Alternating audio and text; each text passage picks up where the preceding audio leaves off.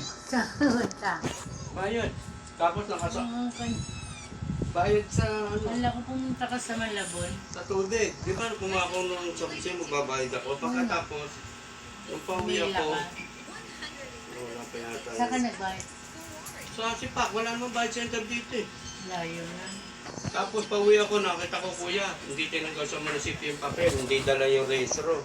Tapos walang pirma ni Kapitan, hindi tinakbo pa kay Kapitan. Tapos sinalubong ko rito. Oh. So, balik na ulit siya.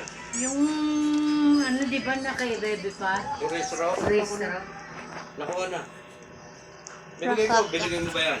Hindi. Alam ko kasi na kay Bebe. Babalik ulit.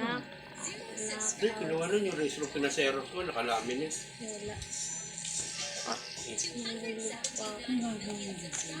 Sabi mo wala rito? Sabi ko na kay Bebe.